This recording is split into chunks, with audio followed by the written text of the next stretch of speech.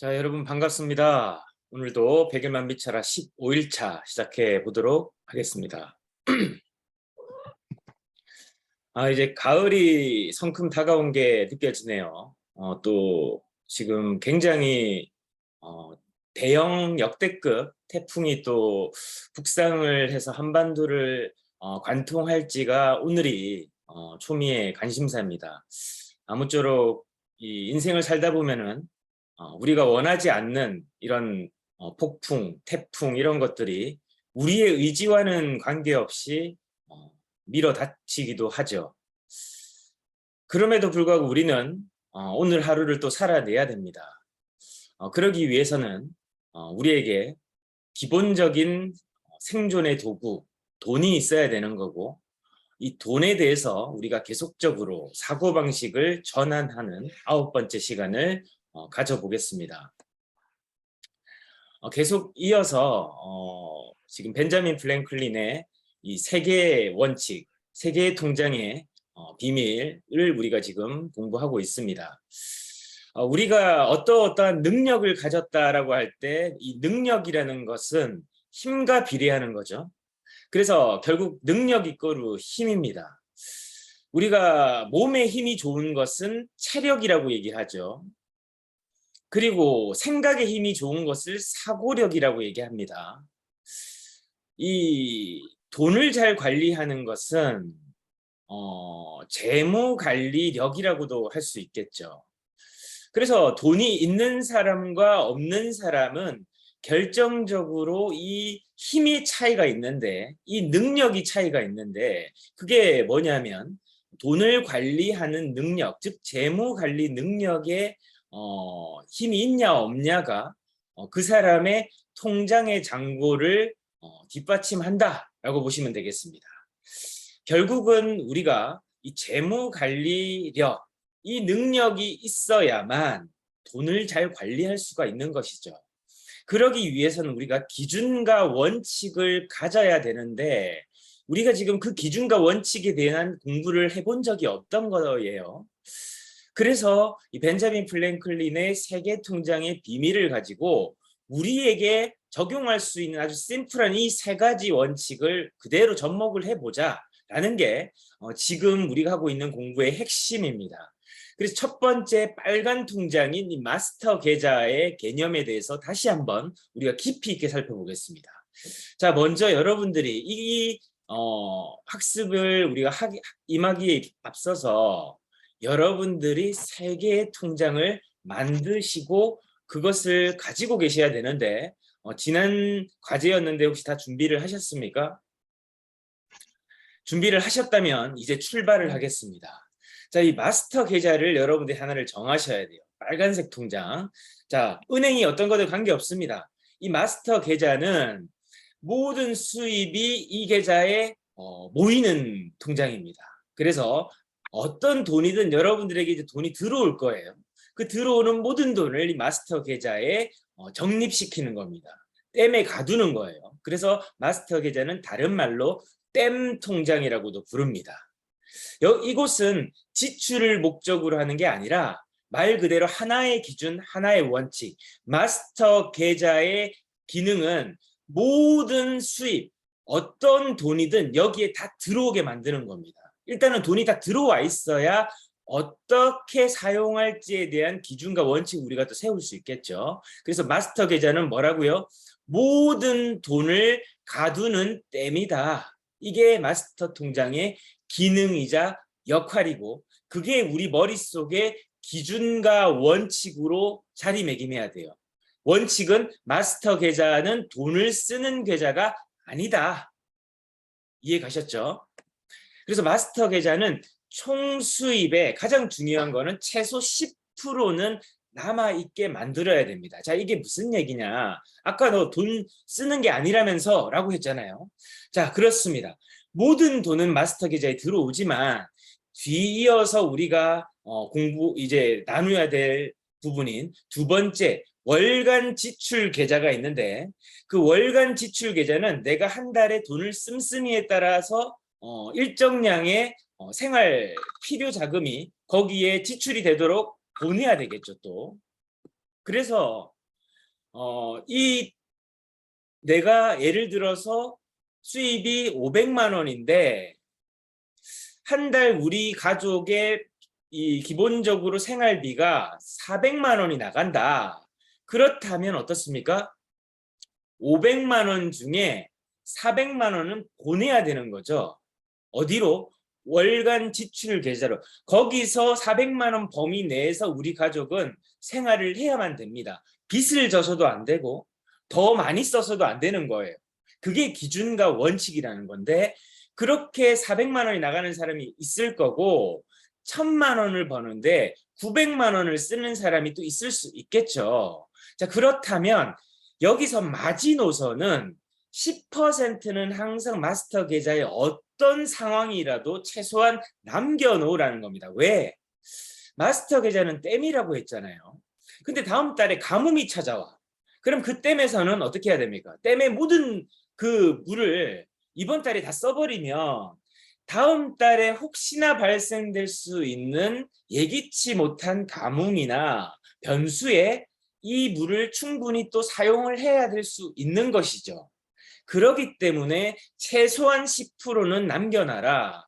자, 여기서 우리가 이제 기준과 원칙은 내가 수입이 들어왔을 때 최소한 10%는 댐에 가둬놔야 되겠구나. 이게 원칙이 돼야 돼요.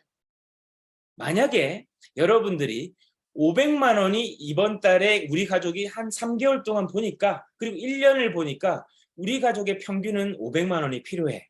이 정도 지출은 돼야 돼. 월간 지출에 500만 원이 가야 되는데 이번 달 내 수입이 500만 원이에요. 자, 이런 경우 어떻게 해야 될까요? 어떻게 해야 될까요? 한번 생각해 보세요. 500만 원 쓰는 사람이 500만 원 수입이 들어왔습니다.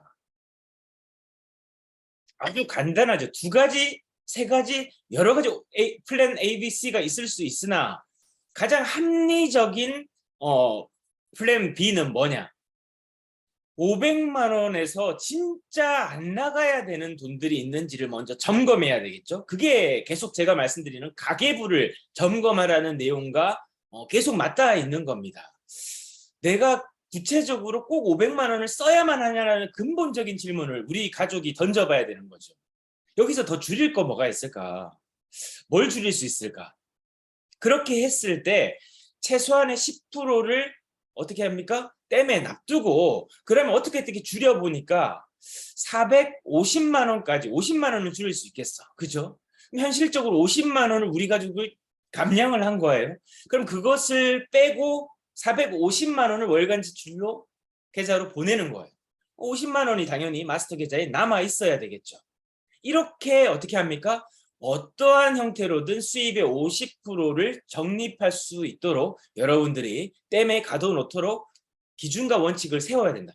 플랜 C는 뭡니까? 500만 원을 꼭 써야만 한다. 10%의 수입을 어디선가 내가 더 만들어야 되겠죠. 이게 가장 기본적인 또 하나의 플랜 C가 되는 겁니다. 그래서 그냥 500만 원인데 500만 원 써야 돼. 이렇게 기준과 원칙 없이는 절대 돈이 남아 있을 기준이 없죠. 원칙이 없죠. 생각이 없으니까 당연히 실행이 없는 거고 실행이 없으니까 당연히 통장의 잔고는 또 마이너스가 되는 겁니다. 이해 가십니까? 그렇게 우리가 감량을 해야 되는 겁니다. 마스터 계좌의 기능에 대해서 자세히 다시 한번 말씀드렸습니다. 항상 마스터 계좌에는 최소한 총수입의 10%가 남아 있어야만 됩니다. 이게 정말 중요한 개념이에요. 오늘부터 여러분들이 적용해야만 됩니다. 언제 수입이 들어오든 오늘 당근마켓에 내가 뭔가 거래가 이루어져서 돈이 들어왔다. 그런데도 당연히 그것도 마스터 계좌로 보내야 되는 거예요. 그 돈은 되도록이면 쓰지 않는 게 좋습니다. 그렇게 여러분들이 자꾸자꾸 어떻게 해야 됩니까? 부가 수입들, 부가 자금들이 생겼을 때 철수엄한테 꿔준 돈 100만 원 또 받았다. 그것도 어떻게 해야 됩니까? 마스터 계좌로 다 보내야 된다는 얘기예요. 어떻게 하다가 연말정산 한급금이 나왔네. 어떻게 해야 됩니까? 또 보내야 된다는 얘기예요. 어디로? 마스터 계좌로. 그 쓰는 돈 아니란 얘기예요. 뭐 13월에 보너스다 해가지고 뭐 또 쇼핑을 하든지 또 무슨 선물을 사고 또 어떻게 하죠? 외식을 하고 그렇게 하지 말라는 겁니다. 부자 못 돼요. 그렇게 하면. 제발 말씀드리지만 어떤 돈이든 다 마스터 계좌로 쌓이게 하라. 이게 원칙입니다. 그래서 이 댐의 기능을 하고 긴급을 요하는 일이나 불이의 지출을 위해서 항상 일정한 금액이 댐에 남아 있도록 한다. 제가 계속 말씀드렸죠. 이게 제일 중요한 역할입니다. 마스터 계좌의 기능. 자, 여러분들 보이는 분들 다시 한번 저랑 같이 한번 읽어보겠습니다. 시작. 이 계좌는 댐과 같은 기능을 하며 긴급을 요하는 일이나 불이의 지출을 위해 항상 일정한 금액이 댐에 남아 있도록 한다. 이게 원칙이 돼야 되는 통장이에요, 여러분. 두 번째, 월간 지출 계좌입니다. 아마 파란색으로 제가 표시를 했었는데요. 이 월간 지출 계좌는 매월 정기적인 지출을 위해 사용한다. 즉 한 달에 우리 가족의 씀씀이가 그 계좌에는 정해진 한도를 정해서 사용을 해야 되는 거예요. 그래서 쓰는 통장, 이게 지출 통장이에요. 돈을 쓰기 위한 통장. 그래서 여기에 뭘 연동시켜야 돼요? 체크카드를 연동시켜야 되는 겁니다. 신용카드를 연동시키면 여러분들이 자꾸 한도만큼 사용을 하게 되는 습관이 생겨요. 그래서 저희는 체크카드를 씁니다. 주로. 외국에 갈 때 호텔을 결제하거나 여행을 할 때는 좀 필요하기 때문에 신용카드가 하나가 있긴 한데 그것도 한도를 딱 걸어놨어요. 일정 한도만큼만 쓸 수가 있어요. 자이든 타이든. 자, 그렇기 때문에 신용카드는 그 용도로 놔둡니다. 그리고 보통 생활은 월간 지출 계좌를 사용해요.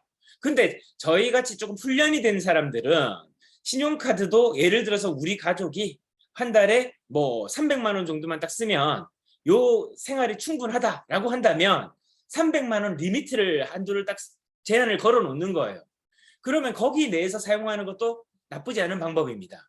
그래서 그걸 컨트롤할 수 있는 사람들은 그 방법을 제가 권장을 하는데 초심자들에게는 체크카드를 써라. 왜? 체크카드는 통장에 현금 잔액이 있어야만 쓰는 통장인 것이고 그 기준은 월간 지출 내가 사용하는 한도만큼만 보내놨기 때문에 어디에서부터? 마스터 통장으로부터 이번 달에는 300만 원만 써라 라고 보내놨기 때문에 300만 원 한도 내에서 내가 이제 체크카드로 사용을 하는 습관을 키우는 거예요.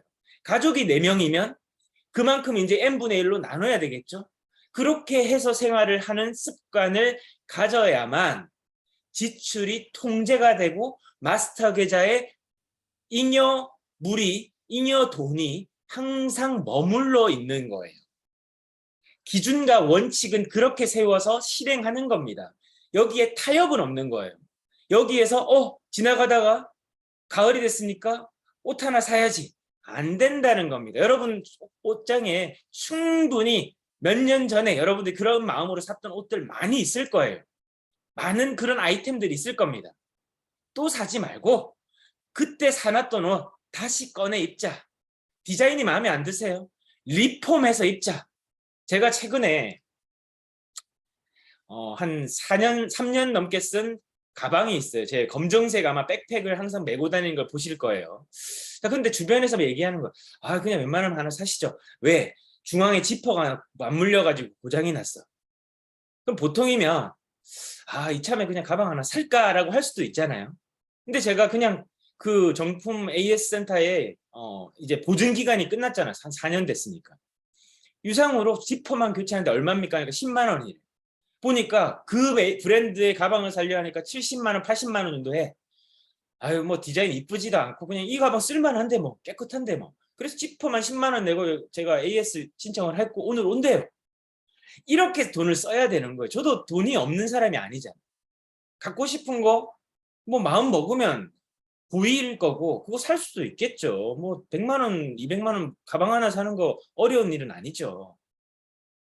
근데 정말 필요할까라는 근본적인 제 질문에는 쓸 수 있는 가방 하나가 좋은 가방 그냥 있는데 지퍼만 고치면 새 가방 되는데 쓰는데 아무 문제 없는데 왜 사냐 이거지. 그죠? 이게 제 기준과 원칙이라는 거예요. 옷도 그래요. 옷도 안 입는 옷은 나눔하거나 좋은 상품이면 또 판매하기도 합니다. 그래서 그걸 또 저는 마스터 계좌에 넣어요. 그게 또 쏠쏠한 마스터 계좌에 들어있는 돈이면 여기에서 나중에 돈을 쓸 수 있는 또 기준이 나오겠지. 제가 더 알려드리겠지만 그렇게 돈을 자꾸 쌓아 놓는다고. 그렇기 때문에 항상 어떻게 되죠? 돈의 쪼달림을 미연에 방지하는 겁니다. 현금이 항상 많을 수밖에 없는 겁니다. 자, 오늘 여기까지 우리가 공부를 하고 5분 학습 들어가겠습니다. 자, 잠깐만 기다려 주세요.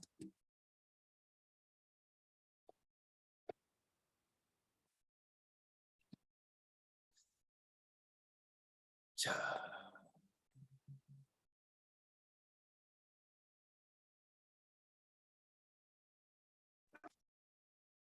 오늘은